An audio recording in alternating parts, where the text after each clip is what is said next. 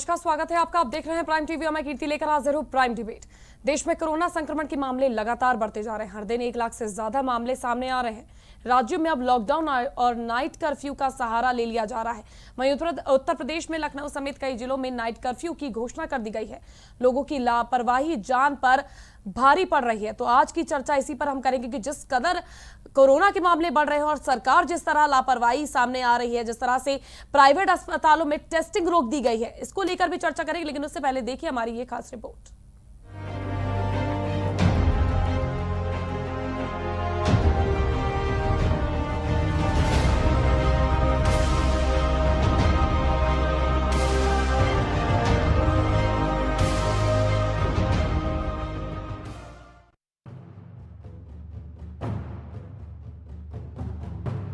देश में कोरोना महामारी ने एक बार फिर गंभीर रूप अख्तियार कर लिया है। कोरोना के मामले नए रिकॉर्ड बना रहे हैं। ऐसे में कोरोना संक्रमण पर काबू के लिए अलग अलग राज्यों ने सख्ती बरतना शुरू कर दिया है। दिल्ली, यूपी, महाराष्ट्र और पंजाब समेत कई राज्य सरकारों ने सख्त पाबंदियां लगा दी हैं। कोरोना की बेकाबू रफ्तार के बीच प्रधानमंत्री मोदी आज फिर सभी राज्यों के मुख्यमंत्रियों से बात करेंगे। पीएम मोदी देश के सभी मुख्यमंत्रियों के साथ मीटिंग में कोरोना की विकराल स्थिति और वैक्सीनेशन पर चर्चा करेंगे। भारत में अब कोरोना संक्रमण की स्थिति विस्फोटक हो चुकी है। रिकॉर्ड तोड़ 1 लाख से ज्यादा केस आने लगे हैं। कई राज्यों में हालात गंभीर हैं।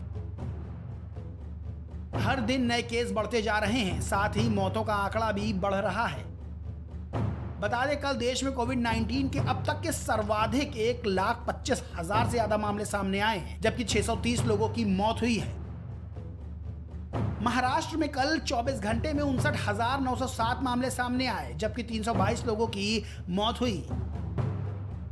वहीं दिल्ली में 5,500 से ज्यादा नए मामले सामने आए, जबकि 20 लोगों की मौत हुई है। यूपी में पिछले 24 घंटे में करीब 6,000 कोरोना मरीज मिले हैं और 40 लोगों की मौत हुई है। कोरोना महामारी से हालात इतने बिगड़ चुके हैं कि ज्यादातर राज्यों को संक्रमण रोकने के लिए सख्ती करनी पड़ रही है। नाइट कर्फ्यू ही नहीं, सीमित लॉकडाउन लगाना पड़ा है। वहीं छत्तीसगढ़ के रायपुर में 19 अप्रैल तक कंप्लीट लॉकडाउन है। मध्य प्रदेश में छिंदवाड़ा, शिवपुरी जैसे शहरों में वीकेंड लॉकडाउन लग गया है। वहीं मध्य प्रदेश और पंजाब में नाइट कर्फ्यू लगा दिया गया है। लखनऊ नगर निगम क्षेत्र में नाइट कर्फ्यू लगाने का फैसला लिया गया है। 8 अप्रैल रात 9 बजे से सुबह 6 बजे तक नाइट कर्फ्यू रहेगा।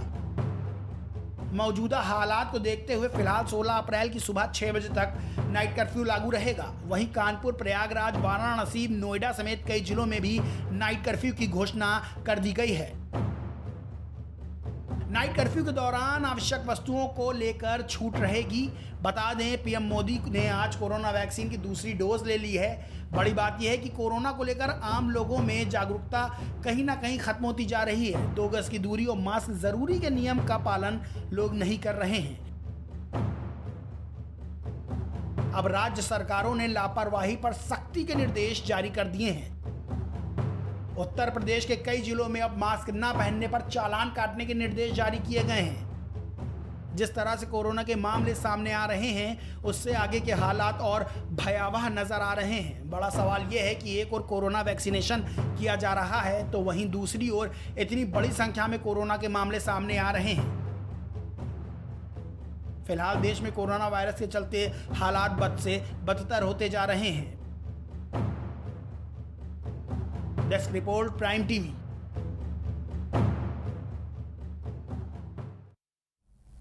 तो जिस तरह से हमने आपको दिखाया हमारी इस खास रिपोर्ट में कि किस तरह से जो हालात है वो दिन ब दिन बद से बदतर होते जा रहे हैं। लगातार लोगों की चिंताएं बढ़ती जा रही हैं। लोग अब तो घरों में दम तोड़ रहे हैं। कुछ ही सेकंड्स में लोग अपनी जान गंवा रहे हैं। लोगों को पता तक नहीं चल रहा है और आइसोलेट होने के बावजूद वो जान गंवा रहे हैं। और स्थिति इतनी खराब है कि जिसे सोच का भी रूह कांप जाए। स्थिति इस कदर खराब है कि लोगों को बेड तक नहीं मुहैया हो पा रहे हैं। अस्पतालों में बेड फुल है। वहीं जिस तरह से सरकार हमारे पास सुविधा सारी है, इसके दावे करती है, उसके विपरीत परिस्थितियां देखने को मिल रही है। तो इसी पर आज हम चर्चा करेंगे कि क्यों ये स्थिति इतनी खराब होती जा रही है और सरकार की तरफ से क्या कड़े कदम उठाए जा रहे हैं, इस पर भी हम चर्चा करेंगे। इस पर चर्चा करने के लिए आज हमारे साथ जो पैनल मौजूद है उसमें मौजूद है बीजेपी नेता केसी जैन, साथ ही साथ डॉक्टर आदर्श त्रिपाठी हमारे साथ मौजूद हैं, डॉक्टर राजेश प्रजापति, साधना जग्गी जी सामाजिक कार्यकर्ता है, ये भी हमारे साथ मौजूद हैं। बहुत बहुत स्वागत है आप सभी का। सबसे पहले मैं केसी जैन जी आप पर आना चाहूंगी। आपको क्या लगता है लखनऊ में जैसे हालात उत्पन्न हो रहे हैं ये बेहद चिंताजनक है और जिस तरह से लापरवाही बढ़ती जा रही है वो और भी ज्यादा चिंताजनक है, लेकिन क्या लगता है इमरजेंसी के टाइम पर चीजों को और सही ढंग से बढ़ाने की जरूरत नहीं है क्या सरकार को? देखिए कीर्ति जी, लगातार सरकार जागरूकता भी फैला रही है और जब से ये कोरोना का संक्रमण आया है उसके बाद से सरकार ने किसी भी कदम पे कहीं पे भी लापरवाही नहीं बरती। लगातार लोगों के अंदर जागरूकता फैलाना और हर एक कार्यक्रम के लिए परमिशन लेने के बाद में कार्यक्रम की अनुमति देना। साथ ही साथ अभी आप देखिए कि सरकार ने कई बार बीच में वो चाहे 8th तक के स्कूल हों या बच्चों के स्कूल हों या स्विमिंग पूल हों, उनको कई बार बीच में बंद करने का भी काम किया और साथ ही साथ जगह जगह पे पूरा सैनिटाइजेशन कराना और जनता के बीच में मास्क और सैनिटाइजर के उपयोग के लिए जागरूकता को बढ़ाना।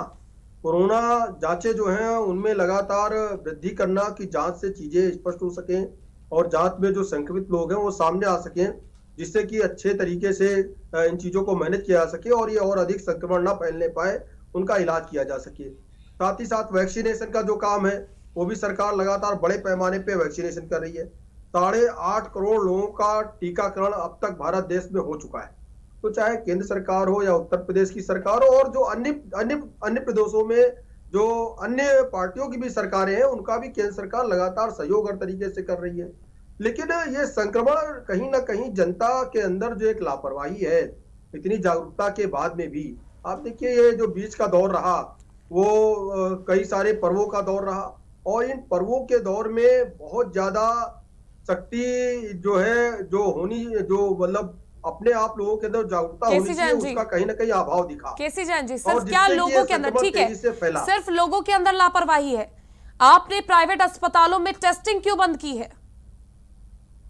देखिए कीर्ति जी, लगातार टेस्टिंग का काम जारी है और हमने आपसे बताया तो वही कि चीज पूछी जा रही है जिस दौर में टेस्टिंग ट्रैकिंग पर जोर देना चाहिए उस दौर पे आपने प्राइवेट अस्पतालों में टेस्टिंग रोक दी है। नहीं देखिए, 2 लाख से ज्यादा टेस्टिंग पर डे हो रही है उत्तर प्रदेश में ही। केवल अगर आप कल की डेट का देखिए तो 2 लाख टेस्टिंग हुई है। तो ऐसे में आंकड़ा जहां पहले 20,000 10,000 टेस्टिंग हो पा रही थी, अगर आज की संख्या उसकी बढ़ करके 2 लाख टेस्टिंग हो रही है तो एक बड़ी उपलब्धि है सरकार की। केसी जैन जी, मैं आपसे ये पूछ रही हूँ, प्राइवेट अस्पतालों में जिस समय पर जब सबसे पीक पर कोरोना था तब वहां पर 98,000 केसेस थे, तब प्राइवेट अस्पतालों में टेस्टिंग की अनिवार्यता को बढ़ाते हुए प्राइवेट अस्पतालों को इसके जोन में ला दिया गया था कि यहां पर टेस्टिंग होनी चाहिए ताकि टेस्टिंग का जो दायरा है वो बढ़ सके। तो जब पर डे 1 लाख केसेस आ रहे हैं, 1000 से ऊपर सिर्फ लखनऊ में मौजूद है केसेस, उस टाइम पर आपने प्राइवेट लेबोरेटरी को मना कर दिया टेस्टिंग करने के लिए। ऐसा क्यों किया गया है? मेरा सवाल ये है, कितनी टेस्टिंग हो रही है इस पर जोर नहीं पूछ रही हूं मैं। देखिए कीर्ति जी, जब आवश्यकता है, चूंकि अभी तक सरकार के पास संसाधन कम थे, सरकार अपने पास जो टेस्टिंग करा पा रही थी 10 से 20 से 50,000 तक टेस्टिंग करा पा रही थी।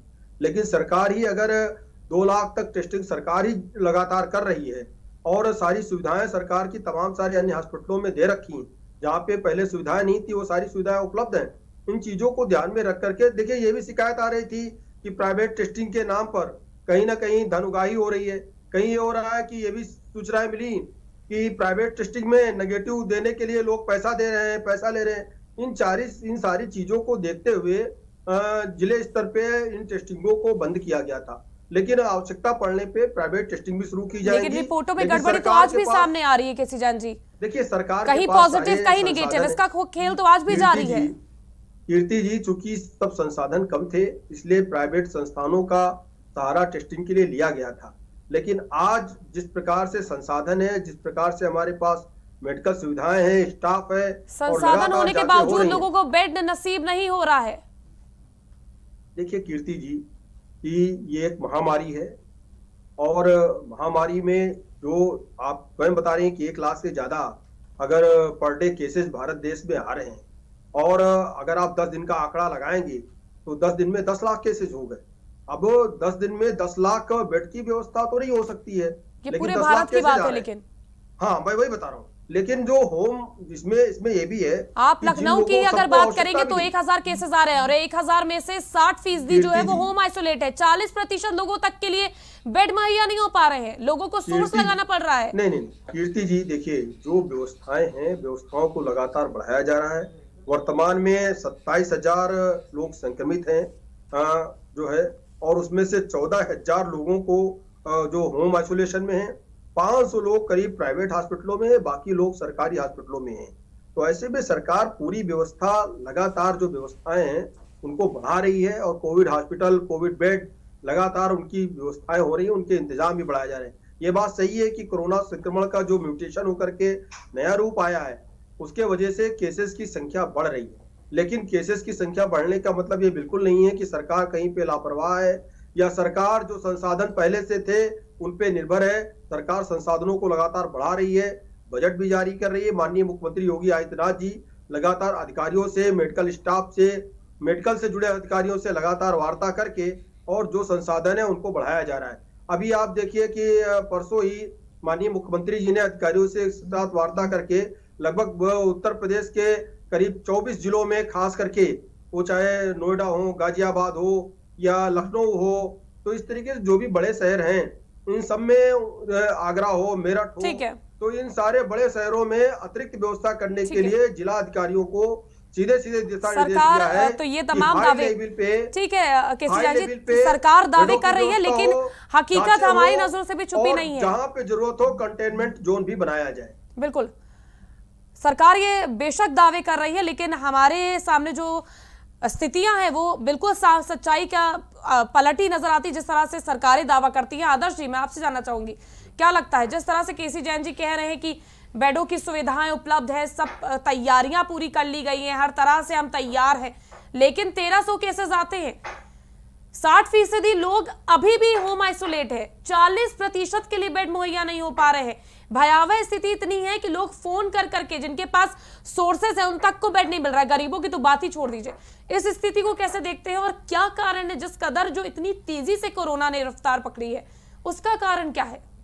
कीर्ति जी, मैं बताना चाहूँगा कि एक्चुअली क्या है कि जिस हिसाब से दावे किए जा रहे थे कि व्यवस्थाएं जो है की जा रही हैं, लेकिन उस हिसाब से अगर आज बात करें तो बहुत से ऐसे लोग हैं जिनको बेड मुहैया नहीं हो पा रहे हैं। उसके पीछे रीज़न ये है कि जो प्राइवेट टेस्टिंग और प्राइवेट हॉस्पिटलों का जो सहारा सरकार को लेना चाहिए था, वहाँ पे वो लग रही है कि नाकाम हो रही है। मैंने जैसे पिछले उसमें बताया था कि अगर प्राइवेट हॉस्पिटलों को अर्थराइज कर दिया जाए कि आपको 20 से 30% कोरोना पेशेंट्स जो हैं उनको लेना ही लेना हो, अनिवार्य है। अगर इसमें उनका सहयोग लिया जाए तो काफ़ी हद तक वो जो लोग बाहर इधर उधर घूम रहे हैं उनको नहीं बेड मिल पा रहे हैं, बहुत से लोग घर में ही आइसोलेट हो रहे हैं और आइसोलेट होते होते दम भी तोड़ रहे हैं अपनी, क्योंकि उनको प्रॉपर ट्रीटमेंट नहीं मिल पा रहा है। और प्रॉपर ट्रीटमेंट तभी मिल पाएगा जब वो डॉक्टर के अंडरटेकिंग में होंगे। और इसकी तेजी से बढ़ती हुई जो रफ्तार है वो बहुत ही संग्रहित हो रही। अगर हम बात करें महाराष्ट्र में 60,000, पहली बार ऐसा आज की डेट में रिकॉर्ड तोड़ के हुआ है कि 1 लाख से ऊपर जो है केसेस निकले, जिसमें से 60,000 महाराष्ट्र में केवल जो है पाए गए हैं। इसको कंट्रोल करने के लिए अगर सरकार ने जो प्राइवेट लैब्स हैं, प्राइवेट हॉस्पिटल्स हैं, इनका सहारा, मतलब उसे सहारा क्या, एक आदेश पारित करना पड़ेगा, और ताकि वहाँ पे जो बहुत से ऐसे लोग हैं, भाई बड़े लोग हैं जिनको सोर्स के द्वारा बेड मुहैया हो भी पा रहे हैं, लेकिन जो छोटे लोग हैं वो ऐसे ही आज भी उनको बेड मुहैया नहीं हो पा रहे हैं, तो उस जगह पे अगर प्राइवेट हॉस्पिटलों का सहारा लिया जाए तो काफ़ी हद तक इस समस्या का कंट्रोल किया जा सकता है। बिल्कुल, लेकिन ये हमारा डिबेट करने बना हो, जिस तरह से मैं लगातार इस पर कोट कर रही हूँ कि स्थिति बहुत भयावह है, ये डराने का मकसद नहीं है, लेकिन अगर आप सच में, अगर आपके किसी अपने को ये चीज होती है और आप आज की स्थिति अगर देखेंगे तो लोगों को ये समझने की जरूरत है कि आज ना बेड मिल पा रहे हैं, ना वो स्थिति है जिस पर लोगों को दवाई बताई जा रही है, ना उन्हें फोन कॉल किए जा रहे हैं, ना उनकी हालत पूछी जा रही है। जिनको कोरोना हो रहा है सरकार के लिए हो रहा है, हमारे तक मत आई ये स्थिति। राजेश जी, मैं आपसे समझना चाहूंगी ये कितना घातक है ये कोरोना, जिस तरह से ये रफ्तार पकड़ रहा है, क्या है इसके पीछे की वजह? जो नया वेरिएंट आया है ये किस कदर घातक है? कीर्ति जी, जो अभी एक रिपोर्ट आई थी जिसके हिसाब से जीनोमिक सीक्वेंसिंग जब की गई तो उसमें पता चला कि देश के 18 राज्यों में डबल म्यूटेंट वायरस प्रचलन में है, मतलब उसकी संख्या ज़्यादा है। देखिए, जो ओरिजिनल वुहान वायरस था जो चाइना से ओरिजिनेट हुआ था पिछले साल 2019 में दिसंबर के टाइम पे, वो वायरस अब काफ़ी परिवर्तित हो चुका है।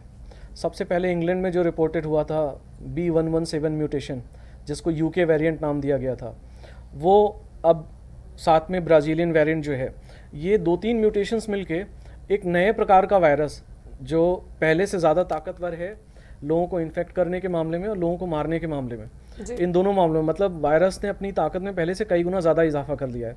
दूसरी खास बात मैं आपको बताऊं कीर्ति जी कि अगर आप देखें तो पहले ये माना जा रहा था कि तेज़ धूप और गर्मी ये सारी चीज़ें जब होंगी तो ये इन्वायरमेंटल कंडीशन वायरस के लिए अनफेवरेबल होंगी और जो ट्रांसमिशन है जिस तेज़ी से फैल रहा है वो शायद रुक जाए।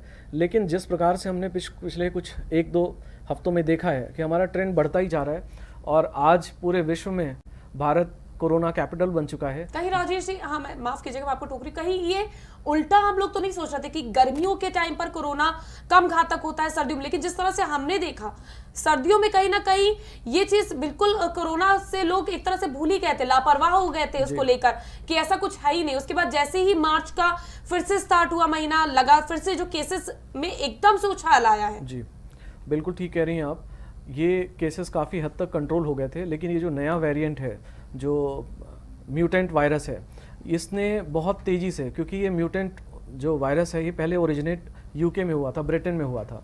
अनफॉर्चुनेटली जो एयर ट्रेवल है वो ब्रिटेन से हमारा काफ़ी दिनों तक चलता रहा, बहुत लेट में हमने उसको ब्लॉक किया, तब तक ये वायरस हमारे जो म्यूटेंट वायरस है ये इंडिया में आ चुका है।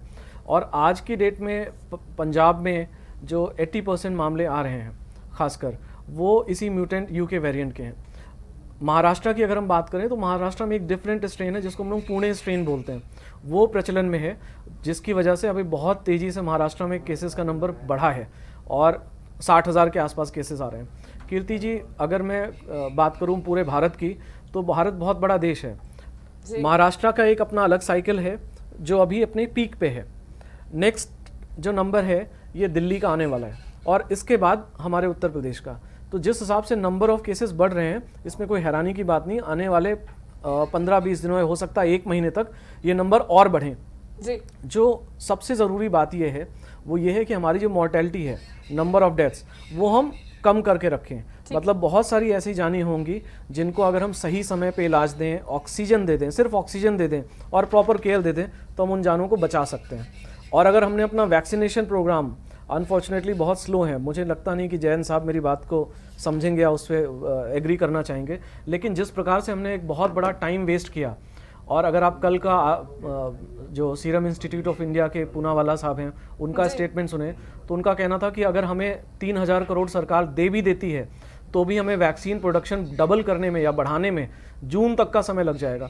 तब तक तो पूरी की पूरी जो सेकेंड वेव है ऑलमोस्ट ओवर हो चुकी है। तो आप ये कह रहे हैं ना कहीं कि वैक्सीन प्रोडक्शन करने में उन्हें दिक्कत आ रही है, लेकिन भारत को वैक्सीन ना मुहैया करा के और देशों को भेजी जा रही है। कहीं ना कहीं ये जो पॉइंट है आप जो कह रही हैं। और राजेश जी, आप ये भी देखिए ना कि भारत में जहां निर्यात हो रहा है इसका, जहां विकसित की जा रही है वैक्सीन, वहां पर 4 कुछ लोगों को वैक्सीन लगी है, और यूरोप में जहां पर भेजी गई है वहां पे 25% लोगों को वैक्सीन की डोज दे दी जा चुकी है। हमारे यहाँ अभी भी जो 60 से ऊपर हैं इनका वैक्सीनेशन का परसेंटेज बहुत कम है। देखिए कीर्ति जी, ये वायरल इन्फेक्शन है, इससे हमें जो हाई रिस्क ग्रुप था, जो हमारे एल्डरलीज हैं जिनकी उम्र 60 साल से ऊपर है, साथ में जिन लोगों को और बीमारियां भी हैं, वो हाई रिस्क ग्रुप था, उसे हमें बचाना था। क्योंकि वैसे भी अगर हम देखें मॉर्टेलिटी के हिसाब से तो भारत में हमारे यहाँ मॉर्टेलिटी 1% से भी कम रही है। तो हमें मुख्य रूप से जो हमारा टारगेट पॉपुलेशन था वही था, हम उसको वैक्सीनेशन से काफ़ी हद तक प्रोटेक्ट कर सकते थे।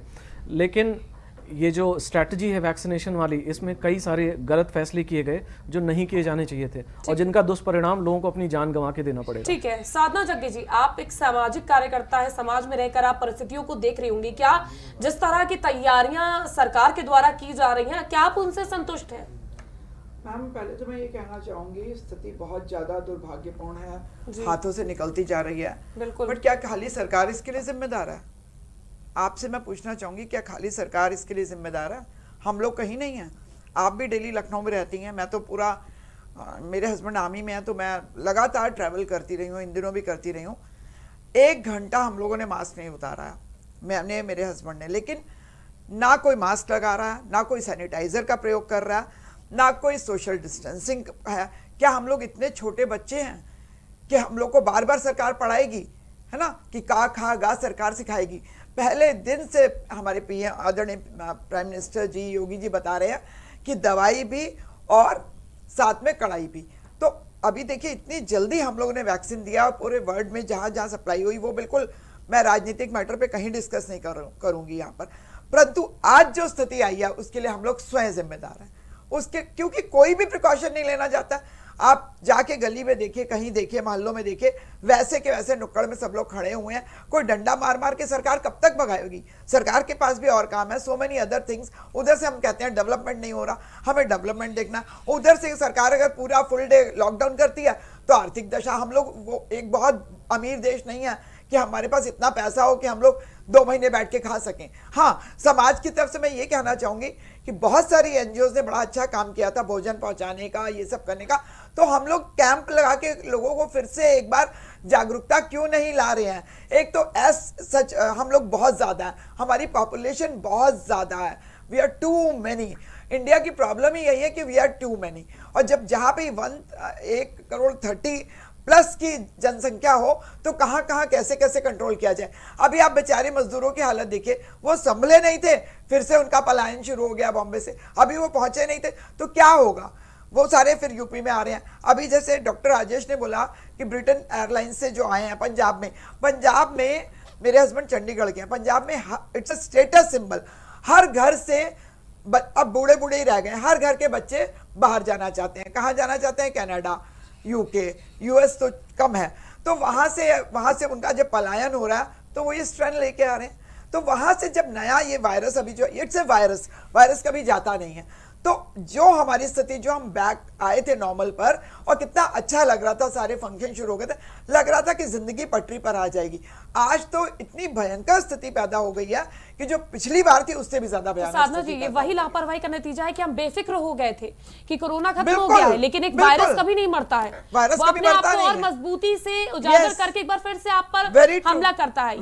ये सच्चाई है वायरस की, और ये मैं लगातार अपनी डिबेटों में बताती आई हूँ कि वायरस कभी भी खत्म नहीं होता है। और ये लोगों को समझने की जरूरत है कि वायरस एक ऐसा चीज है जो कभी मरता ही नहीं, चाहे आप कुछ भी कर लीजिए, वो और ही अपने आप को मल्टीप्लाई करता है। सरकार ने सैनिटाइजर बांटे, सरकार ने एक गली में सैनिटाइजर हो रहा है, ब्लीचिंग पाउडर का छिड़काव हो रहा है, इससे ज्यादा सरकार से आप क्या लेकिन आप ये मानेंगी ना कि हमारी मानसिकता लोगों की ये भी तो है कि जब तक सरकार बोलती नहीं है तब तक हम समझते नहीं है। तो अगर वो बोलने पर समझे तो एक बार कठोरता से या प्यार से आप तो आज लॉकडाउन लग तो गया, इवन लखनऊ में भी लग गया, और मास्क ना पहनने पे आप पूरे के पूरे चालान है, वो सब आप लेकिन साधना जी, जो इस परिस्थितियां लेकिन हैं, समाज को भी तो उसमें कार्य करना, देखिए हाथ में मिला के कार्य करना, समाज का भी योगदान है और सामाजिक संस्थाओं का भी योगदान है और सरकार का भी, है ना। हम 100% सरकार को दोष नहीं देंगे, बिल्कुल नहीं दे सकते, ये मैं हमेशा से कहती आई हूँ। और स्पेशली योगी जी, मैंने खुद लोग बंधु में बिना किसी सोर्स के एक फोन पे हजारों लोगों को एडमिट कराया पिछले वाले जब वेव आई थी,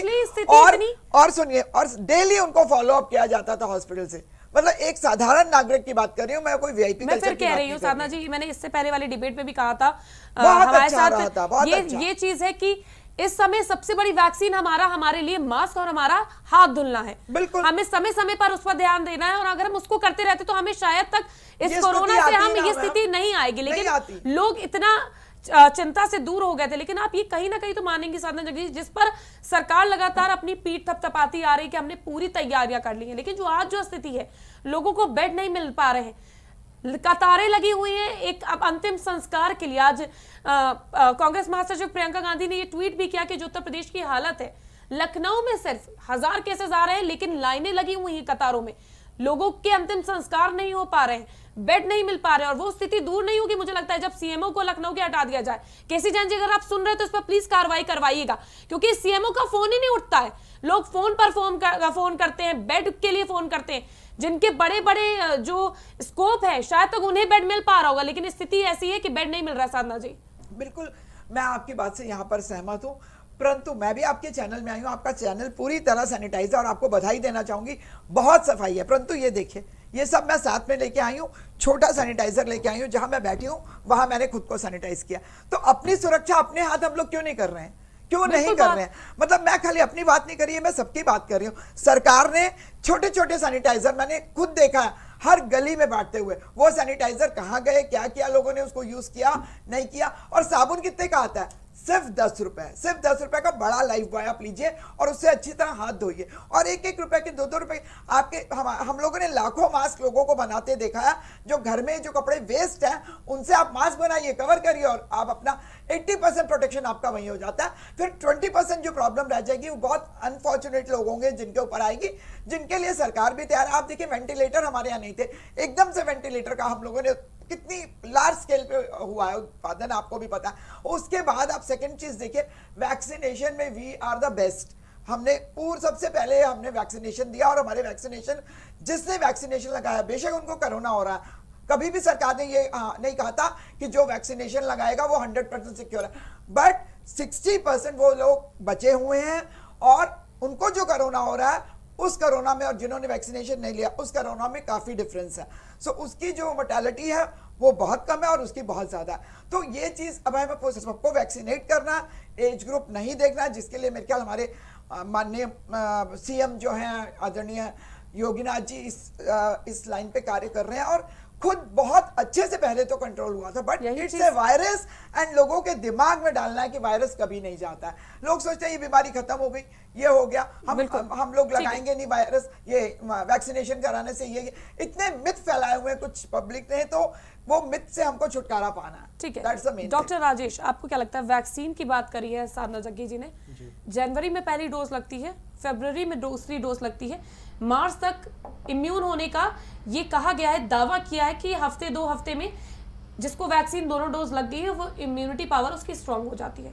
उसके बावजूद 40 लोग लोहिया अस्पताल के केजीएमयू के संक्रमित होते हैं। तो वैक्सीन पर हम कोई सवाल नहीं उठा रहे, ना हम उसको कह रहे हैं कि वो खराब है, उसको नहीं लगवाना चाहिए, लेकिन वो कितनी कारगर है? जिस तरह से केसेस सामने आ रहे हैं, क्या वो उतनी कारगर है जितनी बताई गई थी?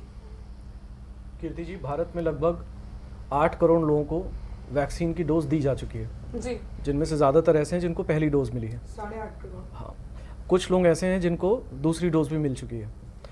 कीर्ति जी, वैक्सीन जिन जिन लोगों को लगी है, नो डाउट बहुत सारे ऐसे लोग हुए हैं जिनको वैक्सीनेशन की दूसरी डोज के बाद भी कोरोना हुआ है, लेकिन अभी तक कोई भी ऐसा व्यक्ति जिसको वैक्सीन लगी हो उसकी कोरोना से मृत्यु नहीं हुई है।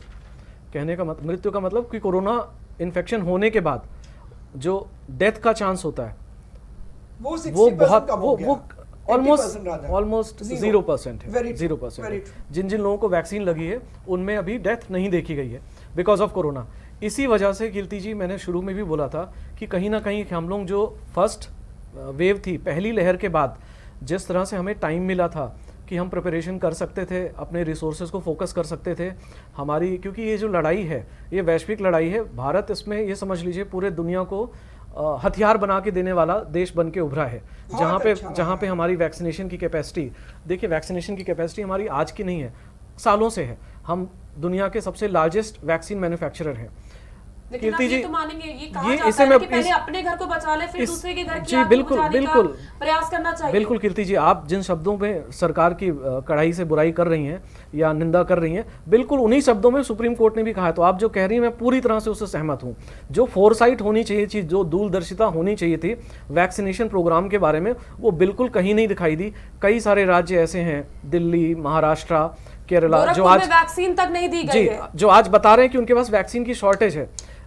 देखिए, उत्तर प्रदेश भारत का जनसंख्या के हिसाब से सबसे बड़ा प्रदेश है और अगर इसको हम आज़ाद कर दें, अलग देश बना दें, तो दुनिया का 6ठा सबसे बड़ा देश बनने वाला है। और हमारा अगर हम वैक्सीनेशन का प्रोग्राम देखें, देखिए लखनऊ छोड़ दीजिए, मतलब जिसे हम टाइप ए या टाइप बी सिटी बोलते हैं यूपी के हिसाब से, आप उसे छोड़ दीजिए।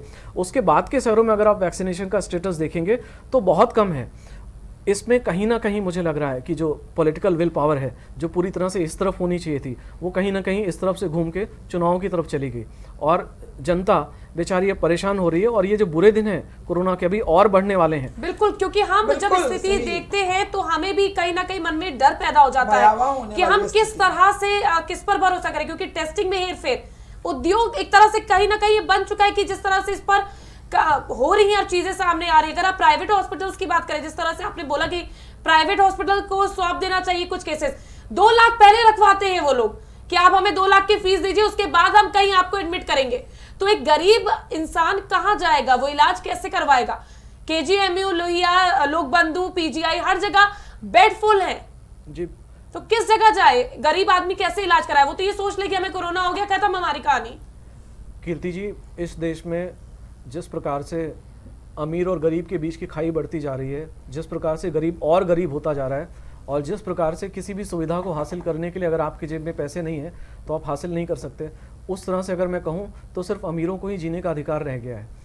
कीर्ति जी, जिस प्रकार से केस बढ़ रहे हैं, और अगर हम देखें तो L1, L2, L3 में बेसिकली वेंटिलेटर फैसिलिटीज़ होती है, L1, L2 में सपोर्टिव ट्रीटमेंट होता है। तो जो हमारे L1 लेवल के बेड हैं जिनमें हमें ऑक्सीजन देनी चाहिए पेशेंट्स को और सपोर्टिव ट्रीटमेंट देना चाहिए, वही बहुत कम है। और प्राइवेट सेक्टर की अगर आप बात करें कीर्ति जी, तो लखनऊ छोड़ दीजिए, लखनऊ में तो फिर भी प्राइवेट सेक्टर में आपको थोड़े बहुत, कहने का मतलब पैसे खर्च करके आपको इलाज मिल सकता है। लेकिन अगर आप इसके अलावा और दूसरे जिलों की बात करें तो वहाँ पे क्योंकि कोरोना मरीजों को और कोई अस्पताल भर्ती नहीं करेगा सिवाय सरकारी अस्पताल के, तो वहाँ तो और भी बुरा हाल होने वाला है। तो ये जो स्थिति है इस पर मुझे लगता है कि सरकार को तुरंत ध्यान देना चाहिए और बहुत बड़े पैमाने पे इससे बचने के लिए व्यवस्था करनी चाहिए। हरदोई में 65 केस एक दिन में निकले। जी। डॉक्टर आदर्श जी, आपको क्या लगता है जो ये नया कोरोना का वेरिएंट आया है, इसके लक्षण क्या है? क्योंकि अभी तक लक्षण ही साफ नहीं हो पा रहे कि लोग कैसे समझे। पहले तो हमें बता दिया गया था कि आपको बुखार होगा, खांसी, जुकाम जैसे आपको लक्षण आएंगे, लेकिन इस वक्त के लक्षण तक स्पष्ट नहीं हो पा रहे कि लोगों के अंदर लक्षण किस तरह से डायरेक्ट लंग्स पे इफेक्ट करता है, डायरेक्ट इंसान की डेथ हो जा रही है। हमने जिस तरह से पत्रकार हमारे, उन्होंने अपनी जान गंवाई इस कोरोना के चलते, एकदम से उनकी डेथ हो गई थी। तो लक्षण पहले तो मैं चाहूंगी कि आप हमारे दर्शकों को स्पष्ट कर दें कि किस तरह से और ये कितना ज्यादा खतरनाक हो सकता है, किस स्थिति में ले जा सकता है, इसको लेकर भी आप थोड़ा हमें समझा दीजिए।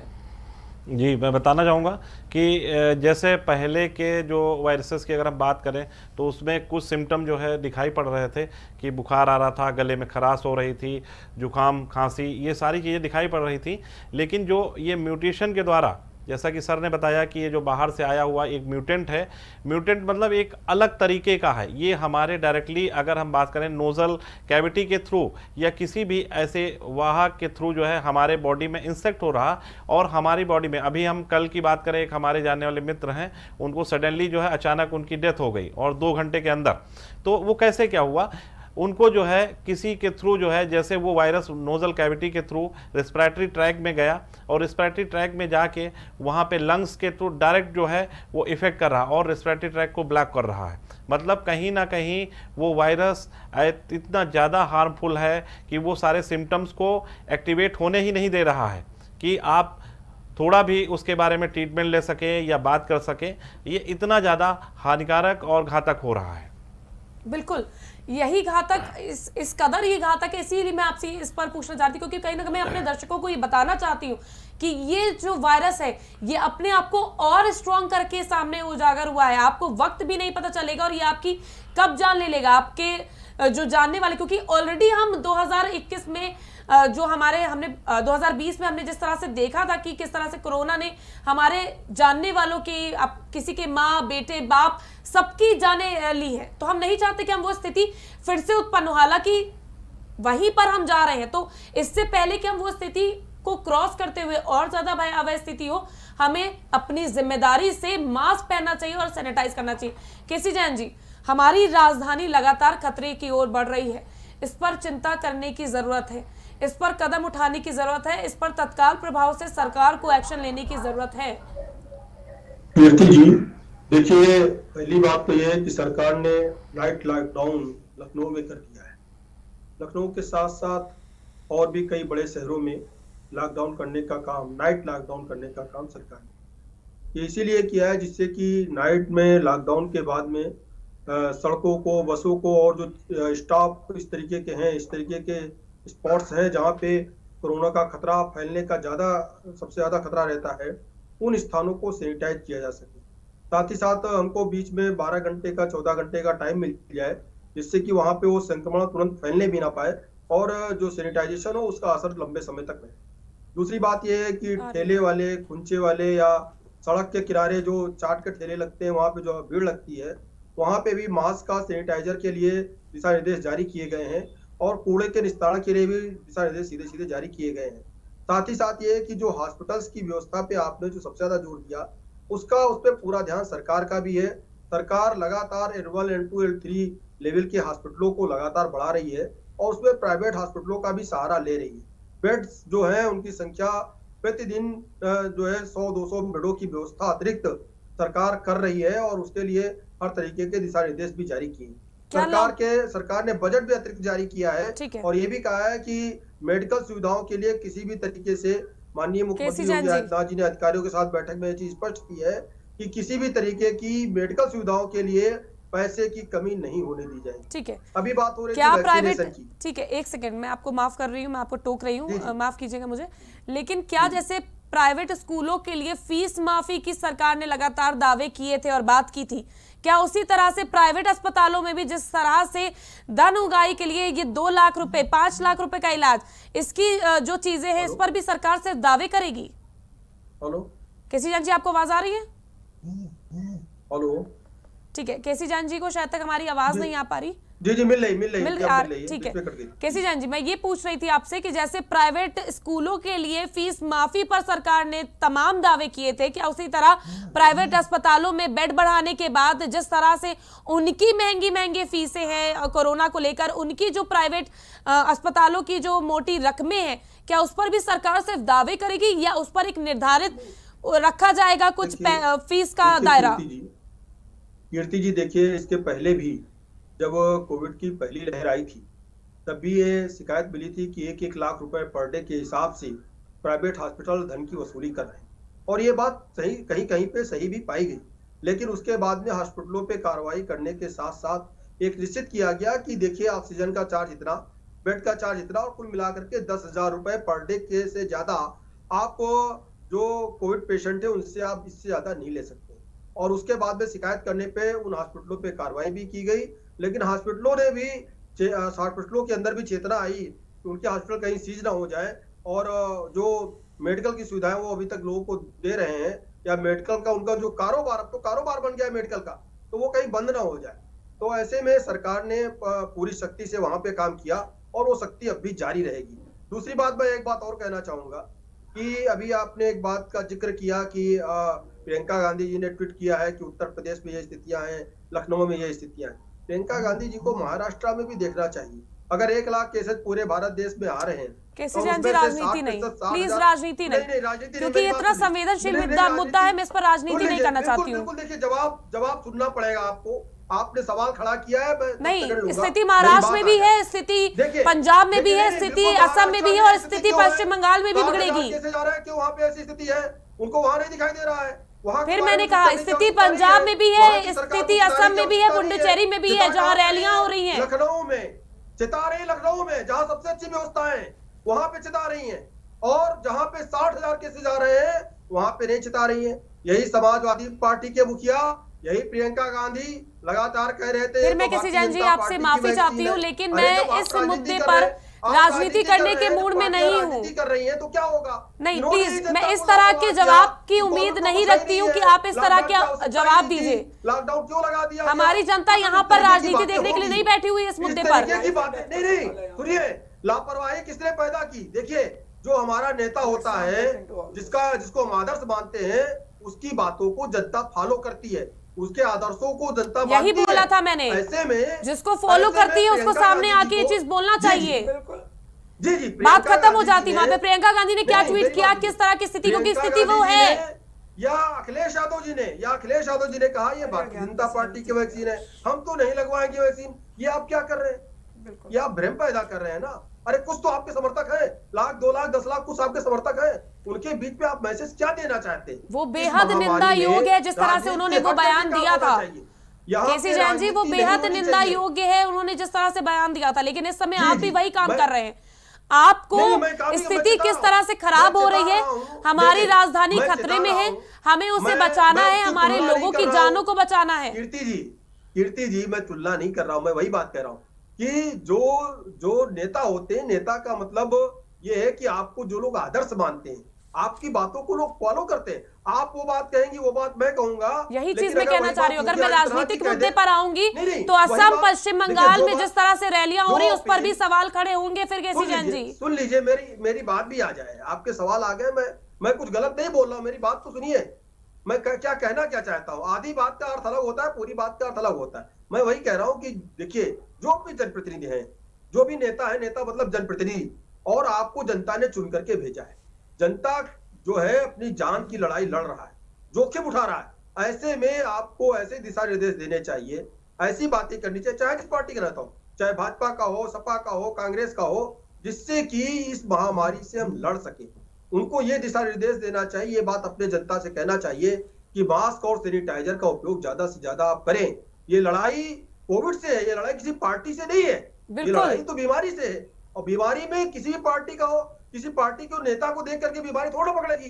बीमारी किसी को भी हो सकती है। इसलिए उनको इस तरीके के बयान बिल्कुल नहीं देना चाहिए कि आप वैक्सीन केसी जैन जी, उन्होंने ये ट्वीट किया है कि योगी आदित्यनाथ किसी पॉजिटिव व्यक्ति के संपर्क में आने के बावजूद भी वो रैलियां कर रहे हैं। उनका ट्वीट ये था, तो कहीं ना कहीं ये दावा नहीं, देखिए, उनकी होगा जांच हुई उनका, है, तब उन्होंने उनकी इस कहीं चीज पे का ट्वीट पॉजिटिव किया। नहीं आई है, पॉजिटिव कुछ लोगों की आई है। जिन लोगों की पॉजिटिव जांच आई है, वो लोग उन लोगों को बिल्कुल जो है, वो लोग घर में आइसोलेट हैं, ऑफिस में आइसोलेट हैं, उनको आइसोलेशन में रखा गया है। देखिए, मैं इस लेकिन चीज में जो माफ लोग कीजिएगा, लेकिन स्वस्थ मैं इस हैं- चीज में प्रियंका गांधी की तारीफ करना चाहूंगी, क्योंकि जिस तरह से वो पॉजिटिव के संपर्क में आने के बाद, अपनी रिपोर्ट नेगेटिव आने के बाद, उन्होंने असम का दौरा कैंसिल कर दिया था। उन्होंने साफ तौर पर मना कर दिया था कि मैं कैंसिल कर रही हूँ असम का दौरा और मैं कुछ दिन के लिए क्वारंटाइन रहूंगी। ठीक है राजेश, देखिए हमारे संगठन महामंत्री उत्तर प्रदेश के माननीय सुनील बंसल जी इस संक्रमित हुए हैं, और वो कहीं पे रैली नहीं कर रहे हैं। इसके पहले भी चुनाव थे, इसके पहले माननीय मंत्री ब्रजेश पाठक जी संक्रमित हुए थे, वो भी आइसोलेशन में थे।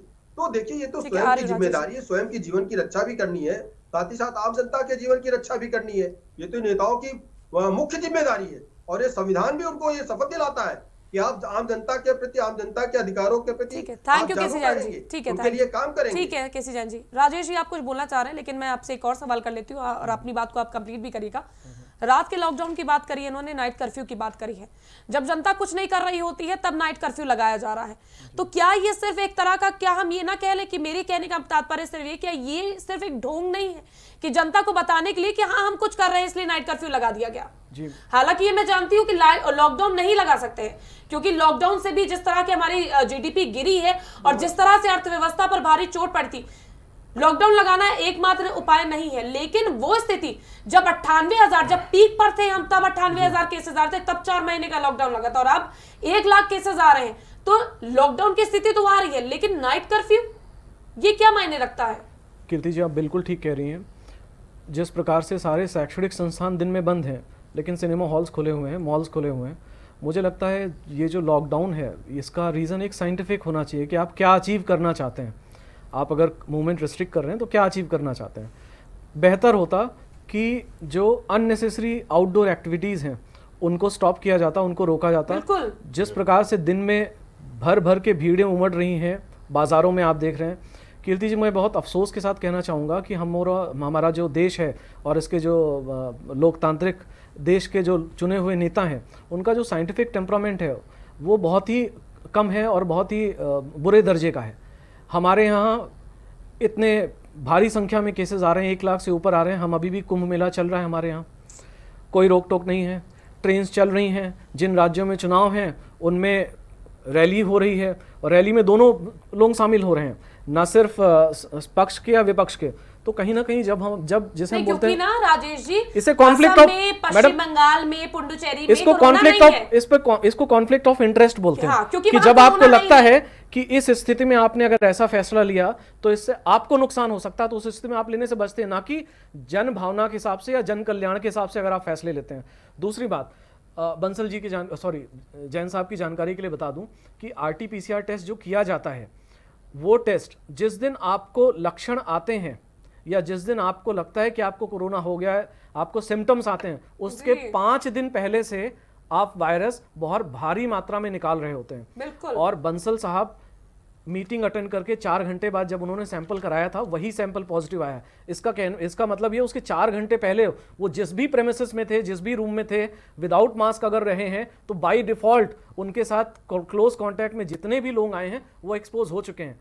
अगर कोई व्यक्ति आज एक्सपोज हुआ है कोरोना वायरस के लिए, तो कल आप उसका आरटी-पीसीआर कराइएगा जैन साहब, तो कतई पॉजिटिव नहीं आएगा। कम से कम आपको 3 से 5 दिन वेट करना पड़ेगा और वो कम से कम 2 रिपोर्ट निगेटिव होनी चाहिए, तब आप श्योर हो कि हाँ पब्लिकली आप जा सकते हो बिना दूसरों की जान को खतरे में डाले। ये एक साइंटिफिक फैक्ट है सर, ये आपको जानना चाहिए। अब फिलहाल अब मैं पूरी सिचुएशन के हिसाब से बताता हूँ कि अगर हम अभी इस स्टेज पे हैं, देखिए उत्तर प्रदेश का जो पीक है ये इस महीने के आखिरी में आएगा।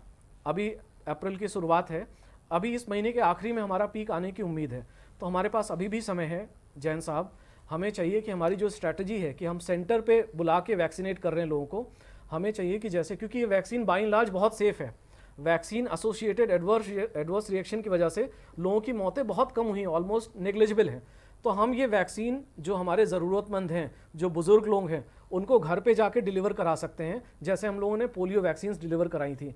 साथ में जो हमारे फ्रंट लाइन वर्कर्स हैं जो रह गए हैं उनको, और कोई भी व्यक्ति जो 40 साल से ऊपर का है उसको वैक्सीनेशन कराना चाहिए। साथ ही साथ मेरा मानना ये भी है, क्यों नहीं वैक्सीन सबके लिए उपलब्ध करा देते। ये प्रेजेंट की बात है जैन साहब। प्राइवेट में वो खुद जाके करवा लेगा। 250 रुपए की वैक्सीन की पहली डोज है, वो अगर चाहता होगा, इसके मन में इच्छा होगी तो करवा लेगा वैक्सीन जाके। और जिस प्रकार से हमारा वैक्सीनेशन का भी प्रेजेंट स्टेटस है, अगर हम जो हमारी कंपनीज हैं जैसे सीरम इंस्टीट्यूट ऑफ इंडिया है या भारत बायोटेक है, इनको फाइनेंशियल सपोर्ट देते हैं। देखिए सरकार एक वैक्सीन का 200 रुपए ऑलरेडी पे कर रही है उसको जी, तो आप उसी पैसे को एडवांस के फॉर्म में देके उनका वैक्सीन बनाने की कैपेसिटी इन्हेंस कर सकते हैं, ताकि ज़्यादा से ज़्यादा लोगों को वैक्सीनेट करके हम उनकी जान बचा सकें।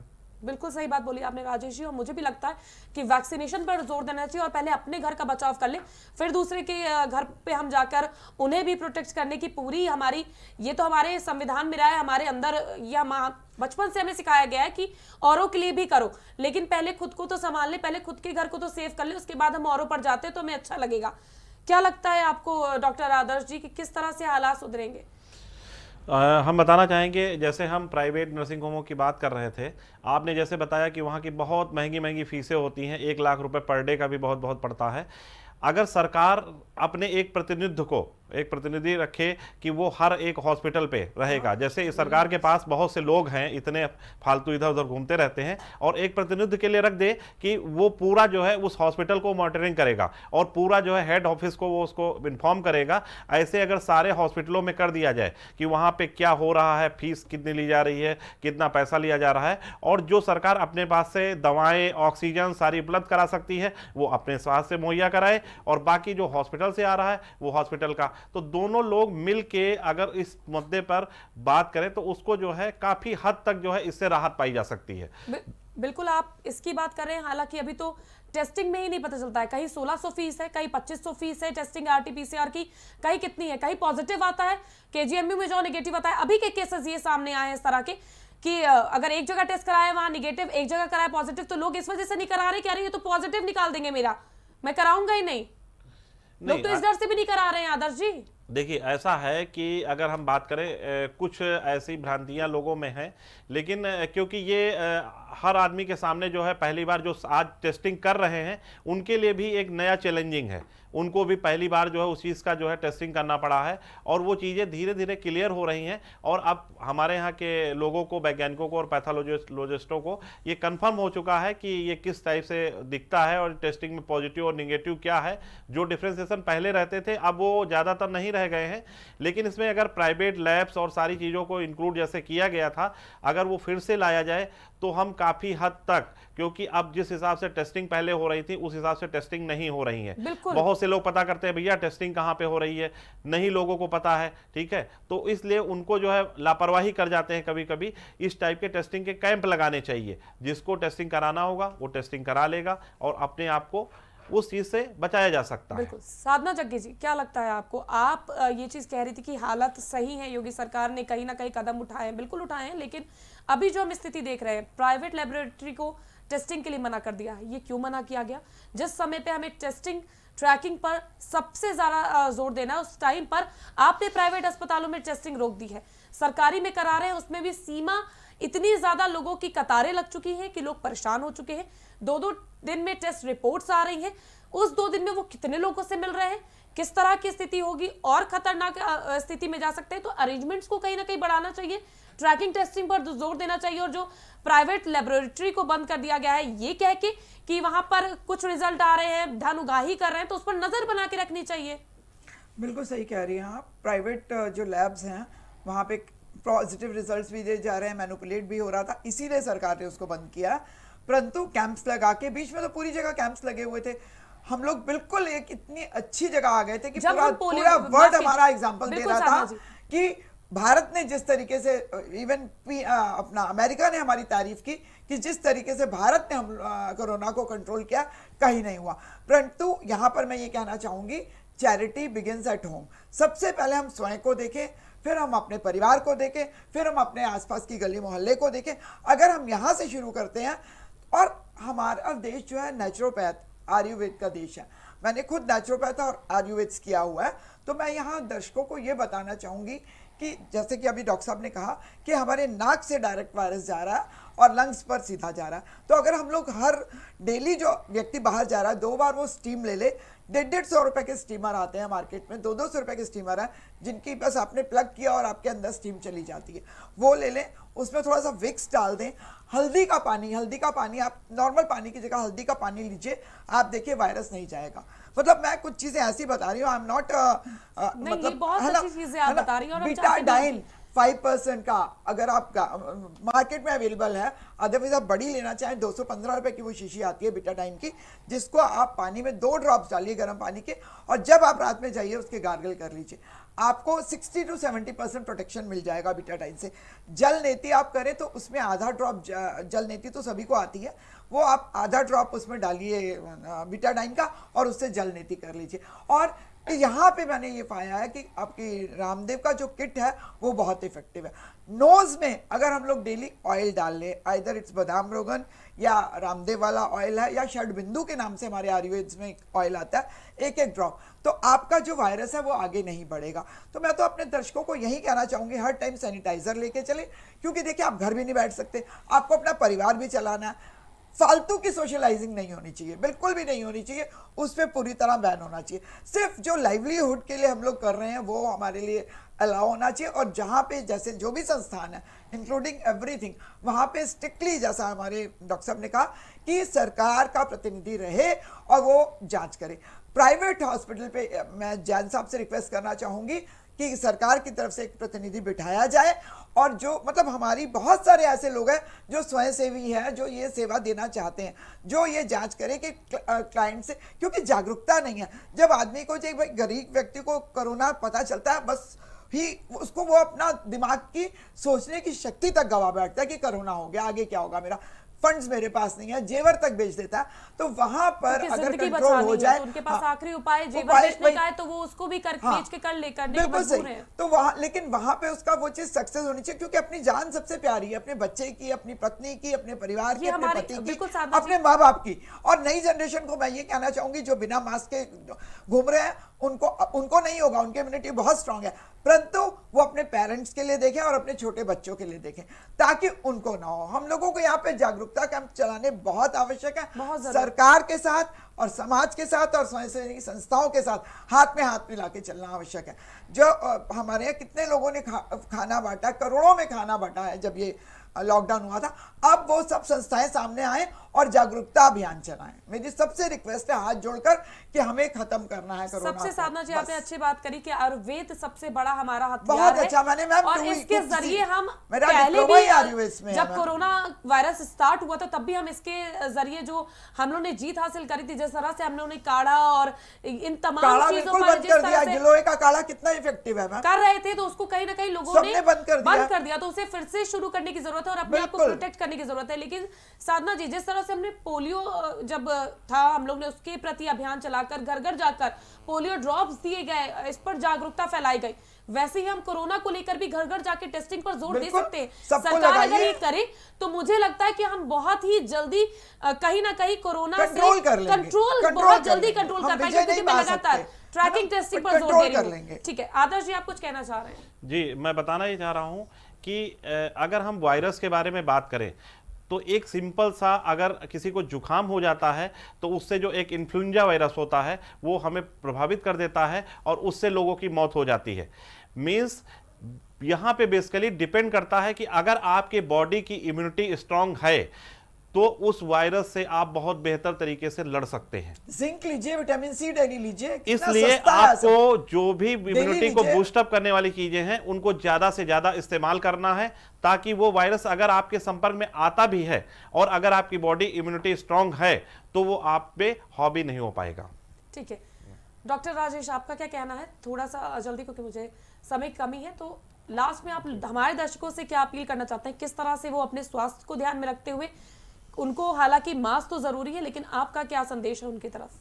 मैं अपने आपके चैनल के माध्यम से दर्शकों से अपील करना चाहूँगा कि आपको आत्म संयम रखना है। बिल्कुल जो कोरोना अप्रोप्रिएट बिहेवियर उसको फॉलो करके रखिए, सेल्फ लॉकडाउन में रहिए, और आपके परिवार में जो लोग ऐसे हैं जो हाई रिस्क ग्रुप में आते हैं उनको वैक्सीन ज़रूर लगवाइए। भले ही सरकार के द्वारा जो निर्धारित केंद्र हैं उनमें लगवाइए या 250 रुपये दे के किसी भी प्राइवेट में लगवा लीजिए, क्योंकि अगर आपने अभी नहीं लगवाया तो जो आने वाले 10 से 15 दिन हैं ये उत्तर प्रदेश के लिए बहुत भारी पड़ने वाले हैं। अभी एक रिपोर्ट में देख रहा था जिसके हिसाब से पिछले पूरे उत्तर प्रदेश में लगभग 8,500 केस आए हैं पिछले 24 घंटे में, और लगभग 2,500 लोग अकेले लखनऊ में आए। बिल्कुल बिल्कुल सर। तो ये स्थिति और बुरी होने वाली है। धैर्य रखिए और अपने आप को सेल्फ लॉकडाउन में रखिए। सेल्फ लॉकडाउन सिर्फ जरूरी हो तो बाहर जाइए, गैर socializing जरूरी एकदम कामों के लिए बंद। बाहर बिल्कुल मत जाइए। बिल्कुल बिल्कुल। जी साधना जी, आपको क्या कहना है कि आप किस तरह से अपील करना चाहती है कि जनता को समझ में आए कि कितना खतरनाक है ये नया वेरिएंट, और किस तरह से खुद को प्रोटेक्ट कर सकते हैं, साथ ही साथ अपने फैमिली मेंबर्स को प्रोटेक्ट कर सकते हैं? देखिए, ये सीधा नाक के थ्रू लंग्स में जा रहा है, लंग्स ब्लॉक कर रहा है। मैं बिल्कुल शॉर्ट में बताना चाहूंगी, विटामिन सी लीजिए, जिंक लीजिए, जो हर गरीब से गरीब भी अफोर्ड कर सकता है। सरकारी अस्पतालों में दवा फ्री दी जा रही है। उसके अलावा बेटाडाइन, जलनेती, और सबसे अच्छा हल्दी का घोल, गिलोय का काढ़ा, काली मिर्च, दालचीनी के साथ बनाकर, हर चाय की बजाय, चाय तो हम लोग इतना पीते हैं, आप काढ़े पे वापस आइए। रामदेव का किट काफी इफेक्टिव है। मैं उनकी कोई पब्लिसिटी नहीं कर रही, बट एक्चुअल में इट्स वर्क्स। मैंने खुद यूज किया पूरा का पूरा इतने सालों से, फिर दोबारा शुरू कर दिया अब तीनों चीजें लाके। और नाक में ऑयल जरूर डालिए, जिससे कि वो वायरस वहीं का वहीं अटक जाए, आपके अंदर ना जाए। Oiling is very very effective. Betadine के गार्गल करिए, स्टीम लीजिए। डॉक्टर आदर्श आप क्या कहना चाहते हैं? जी, मैं ये बताना चाहूँगा कि जो आपने जैसे बताया है, सर ने बताया कि जो वैक्सीनेशन प्रोसेस है उसको ज़्यादा से ज़्यादा लोग अटेंड करें। जो लोगों ने छोड़ के रखा हुआ है वो अपने आसपास के लोगों के साथ संपर्क करें कि कहाँ पे वैक्सीनेशन हो सकता है, और सरकार को भी जो है वैक्सीनेशन कैंप को लगाना चाहिए। अगर घर घर नहीं जा सकते हैं तो कैंप लगाने चाहिए जहाँ पे ज़्यादा से ज़्यादा लोग आ सकते हैं। और सरकार का प्रतिनिधित्व होने के साथ साथ जो प्राइवेट हॉस्पिटल्स हैं उस पर कड़ी निगरानी रहनी चाहिए। मास्क, सैनिटाइजर, इनका प्रयोग जो है ज़्यादा से ज़्यादा। और सर ने जैसे बताया नाइट कर्फ्यू लगाया जा रहा है, नाइट कर्फ्यू से ज़्यादा बेहतर रहेगा कि जहाँ पे भीड़ भाड़ वाले इलाके, जहाँ पे लग रहा था कि वहाँ पे अगर कुछ दिन के लिए उनको स्टॉप कर दिया जाए तो कोई बहुत ज़्यादा असर नहीं पड़ सकता है। सर ने जैसे हमारे आपसे अभी डिस्कशन किया, उन जगहों को नाइट कर्फ्यू की जगह पे अगर उन जगहों को जो है थोड़ा सा प्रिवेंट किया जाए तो ज़्यादा इफेक्टिव रहेगा। ठीक है, केसी जैन जी क्या लगता है, जिस तरह से तमाम डॉक्टर और साधना जग्गी जी ने भी बोला कि हमें जरूरत है इस वक्त सचेत हो जाने की, जिस तरह से दावे सरकार की तरफ हालांकि किए जा रहे हैं कि एक व्यक्ति मिलेगा तो 20 घरों को कंटेनमेंट जोन बना दिया जाएगा, 2 से अधिक मिलेंगे तो 60 घरों को कंटेनमेंट जोन बनाया जाएगा। हालांकि हालात वैसे दिखते कहीं नहीं है।